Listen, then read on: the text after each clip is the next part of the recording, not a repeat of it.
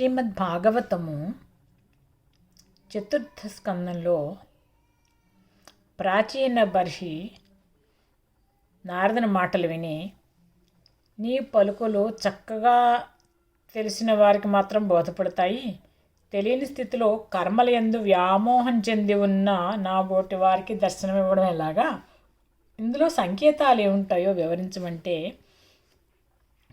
నారదుడు దేహం ఎట్లా పురముకి దేహానికి ఎట్లా సంబంధం ఉందో అంతా వివరించాడు.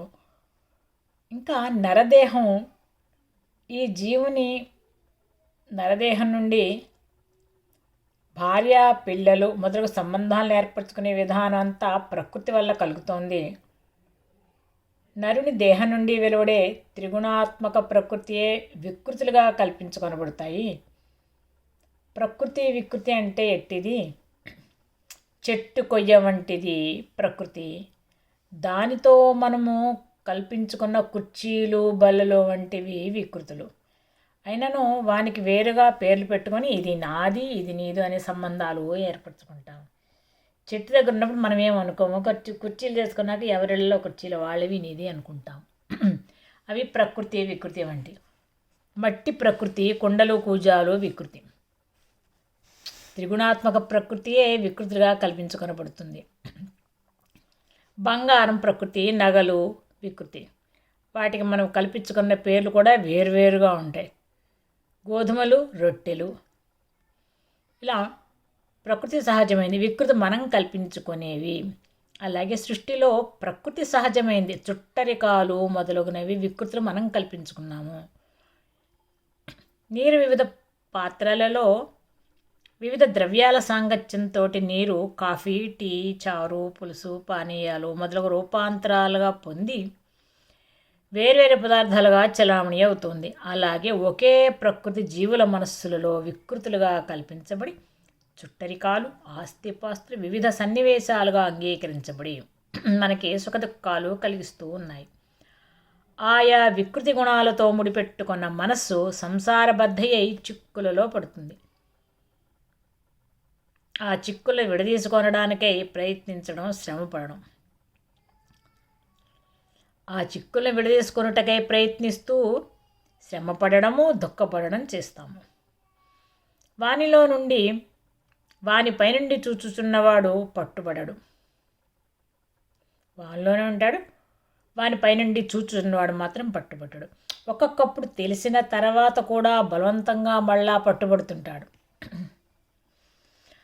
భార్యతో మొగమాటమి ఆమె ఎందుకు కల్పించుకున్న వ్యామోహం వల్ల పుడుతుంది.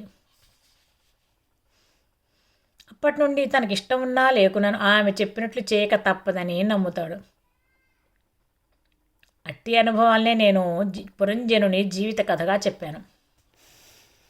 పెద్దవాళ్ళు దేహాన్ని పురంగా వర్ణిస్తున్నారు, మరికొందరు దేహాన్ని రథంగా వర్ణిస్తారు.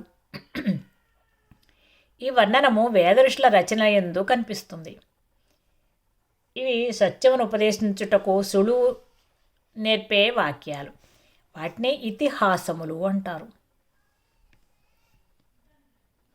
రథమునందున్నట్లుగా దేహమున జీవుడుండి అనేక గమనాలు చేస్తూ ఉంటాడు. నిద్ర, కళ, మెలకువ అనబడి ప్రధాన స్థితులు మూడింటిని అనుభవిస్తూ ఉంటాడు. ఇవి కాక చిల్లర గతులు అనేకాలు కలవు, పొరపాట్లు మున్నగునవి. ఇన్నిటి యందును పొరగ్రమ్మి ఆ పొరల లక్షణాలతో పనిచేస్తున్నప్పుడు జీవుడు అజ్ఞానిగా పనిచేస్తాడు. అప్పుడు చేసిన పనుల వలన బహువిధములైన దుఃఖాలు అనుభవిస్తూ ఉన్నాడు. అవి ముఖ్యంగా అధ్యాత్మము, అధిదైవము, అధిభూతము అని 3 విధాలు. గాజు పాత్రలో నీటిని పోసి వాడుకొనట మాత్రమే తెలిసిన వానికి నీటిని మంచుగడ్డగా కట్టించి విద్య నేర్పి చూడండి. అతడు అలవాటు చొప్పున నీటి వల్లనే మంచుగడ్డనెత్తి గ్లాసుపై గుమ్మరిస్తాడు. అది పగిలిపోతుంది. అనగా వికృతులను వాడుకునేటప్పుడు వాని ప్రాంతీయ ధర్మాలయందు జాగ్రత్తగా లేకపోతే కష్ట నష్టాలు తప్పవు. అలాగే ఈ చుట్టరికాలు మొదలగు వానితోనూ డబ్బుతోనూ వ్యవహరిస్తున్నప్పుడు కూడా ఎప్పటికప్పుడు ఏర్పడుతున్న వికృతి ధర్మాల జ్ఞానం మర్చిపోతే వాని యందు వ్యామోహం ఏర్పడి సుఖదుఖాలు కలుగుతూ ఉంటాయి. దేహము 100 సంవత్సరాలు జీవించినను అందున్న తాను దేహగుణాలకి సంబంధించిన వాడు కాదు. అయినను తాత్కాలికమైన ప్రాణధర్మాలు, ఇంద్రియ ధర్మాలు, మనోధర్మాలు తన చుట్టూను రంగుల గాజు పలకల వల్లే కప్పుకుంటాడు. వాని నుండి స్వచ్ఛమైన కిరణాలు రంగులుగా ప్రతిబింబించినట్లు కోరికల కిరణాలు పుడతాయి. వానిని తలుచుకోవడంలో జీవుడు కోరికలను తనవిగా నమ్మును. వేలుకు బాధ కలిగినప్పుడు నాకు బాధ కలిగింది అంటాము కదా. రంగులద్దాల గదిలో ఒక పిల్లవాడిని ఉంచితే సూర్యరశ్మి అతనిపై రంగులుగా పడుతుంది. అతడు తాను రంగులుగా ఉన్నానని సంబరపడి ఎగరచ్చు. ఆ రంగులను తనతో కొనిపోవటానికి కోరిక పుట్టవచ్చు. సాధ్యం కాదు కనుక యత్నించి రోధించవచ్చు. అలాగే భార్యాబిడ్డలు, ఇళ్ళు, చెక్కు పుస్తకాలు, సోఫాలు, రేడియోలు, కార్లు, సినిమాలు, క్లబ్బులు మున్నగ వాని నుండి సుఖమును మోసుకొని పోవడానికై అహోరాత్రాలు ప్రయత్నించి సాధ్యపడక ఏడ్చుచున్నవాడే సంసారబద్ధుడైన జీవుడు. వాని సత్యాసత్యాలు గ్రహించి యుక్తితో వినోదించువాడే మోక్షజీవి. గ్రహింపనక్కరలేకనే శాశ్వతంగా వినోదించుచున్న పిల్లవాడే దేవుడు. తెలిసినవాడు ముక్తుడు. అతడు కర్మలు చేస్తాడు కానీ చేయవలనని కుతూహలపడడు. చేయకూడదని కూడా భావించడు. కర్మల వలన అతనికి అహంకార మమకారాలు కలగవు. కర్తవ్యం ఒక్కటే సమర్పణగా చేస్తాడు. అభిలాషలు లేవు కనుక కర్తవ్యాలు కాని వానిని చేయడు. కర్తవ్యములైనవే చేస్తాడని అర్థం. 856వ పద్యం. పురుషుడు సహజముగా స్వయం ప్రకాశ స్వరూపుడు. అతని స్వభావము చేత పరబ్రహ్మమే. జీవుడుగా దిగివచ్చుటలో సర్వశక్తి సంపన్నుడే, జ్ఞానస్వరూపుడే. తన నుండి వెలుగుచున్న ప్రకృతి గుణాలలో ఉంటే ఆ గుణములందు దృష్టి కలవాడు అవుతాడు. సృష్టి కర్మలో అంతర్యామిగా నుండి కర్మకు వసుడగును. త్రిగుణాత్మకములైన కర్మలతో కూడి చరించుచుండును. సత్వగుణమున ప్రకాశించుచున్నప్పుడు సాత్వికములైన కర్మలాచరించి ప్రకాశించును. వెలుగుతో కూడిన లోకాలలో జీవించును. నేర్చుకోవడము, గ్రహించడము, ఇచ్చుట, వ్యాపించుట అనే లక్షణాలతో కూడి ఉంటాడు.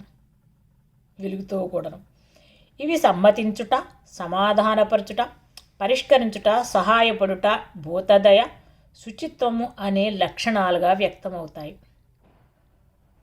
సత్వగుణం ప్రకాశిస్తే సాత్వికమైన కర్మలు ఇవి. ఈ ప్రజ్ఞలనే విరాట్ లోకములు లేక వైరాజములైన లోకములు లేక దేవయాన పదాలు అని ఉపనిషత్తులు చెప్తున్నాయి. వానికి వ్యతిరిక్తములైన గుణములు తమోగుణ ప్రేరకములే జరుగును. తమోగుణ ప్రేరికాలు సాత్వికానికి వ్యతిరేకం. అవేంటంటే అపహరించుట, దాచుకోవడము, తాను ఇతరుల కన్నా ఎట్లు విశిష్టుడో గమనించుట, బద్ధకించుట, ఉల్లంఘించుట అనబడే గుణాలుగా తమోగుణ ప్రకృతిలో వ్యక్తమవుతాయి. ఇందలి అనుభవములను అసూర్యములైన లోకములు, అంధతమస్సులు, నరక మార్గములు అని ఉపనిషత్తులు వర్ణిస్తున్నాయి. గుణమున వర్తించుచున్నప్పుడు రాజసములైన కర్మలు ఆచరించును. సాధించడం, జయించడం, ప్రకాశించడం, ఇతరులను మించడం, పేరు పొందడం, ప్రచారము మొదలగు వానియందు ఆపేక్ష కలిగియుండును. ఉత్సాహము, సాహసము ముఖ్య ధర్మములుగా నుండును. పరిస్థితిని అనుసరించి ప్రవర్తించుట కాక తనకు మించిన కర్మాచరణకు సిద్ధపడును. చిక్కులు, ఇబ్బందులు పడి కష్టములు సుఖములు అనుభవించును, కష్టములు దుఃఖములు అనుభవించును. ఇంకను తమోగుణం హెచ్చుగా ప్రవర్తించినప్పుడు తామసములైన కర్మలు ఆచరించును. కోరుకోవడము, ఈర్ష్యపడము, ప్రతీకారము, దుఃఖము, తనకు లేని వానికి బాధపడుట, వ్యామోహం, మమకారాలు, ఇతరులు తన మాట వినాలని ఉండటం, పట్టుదల అనే మనోధర్మాలు పీడించుచుండును. ఈ త్రిగుణముల కలయికలలో ఏది ఎక్కువ భాషించునో దానిని బట్టి పురుషుడుగానో స్త్రీగానో పుట్టుచుండును.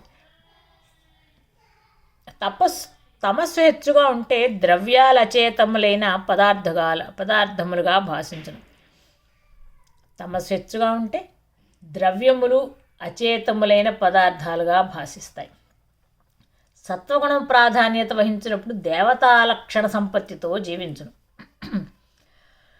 రజోగుణ ప్రాధాన్యం వహించినప్పుడు నరుడు, తమోగుణం ప్రాధాన్యమైనప్పుడు ద్రవ్యాలుగా జీవిస్తాడు. తమోగుణము ప్రధానమైనప్పుడు జంతువుగా జీవించును. ఒకే జీవుడు ఆయా గుణముల ప్రాధాన్యమును బట్టి ఆయా దేహాలలో వర్తించును. తన ఉద్దేశ్యములను అనుసరించి చేసిన పనుల ఫలితములకు అనుగుణంగా జన్మలెత్తుతూ ఉంటాడు. తన ఉద్దేశాలు ఎలా ఉన్నాయో దాన్ని బట్టే జన్మలెత్తుతూ ఉంటాడు. చేసిన పనులకు తగిన ఫలితముగా సుఖమో దుఃఖమో అనుభవిస్తూ ఈ అనుభవాల పరంపరనే తన జీవితం అనుకుని అనుభవిస్తూ ఉంటాడు. నడవడికి తగిన మృత్యువును పొందుతాడు. కర్మచక్రమున పడి ఫలితముల రూపములుగా పుట్టుచూ చచ్చుచూ మరలా పుడుతూ ఉంటాడు. కోరికలు పెంచుకొనినప్పుడే నీచ స్వభావముతో పుట్టి నీచ జీవితం అనుభవించడం. కోరికలు దాటి జీవించినప్పుడు ఉత్తమ జీవిగా పుట్టి అట్టి జీవితమునే అనుభవించను. కోరికలు పెంచుకునేటప్పుడే నీచ స్వభావంతో పుట్టి నీచ జీవితాన్ని అనుభవించడం. కోరికలు దాటి జీవించినప్పుడు ఉత్తమ జీవిగా పుట్టి అట్టి జీవితమునే అనుభవించడం. ఓం తత్సత్.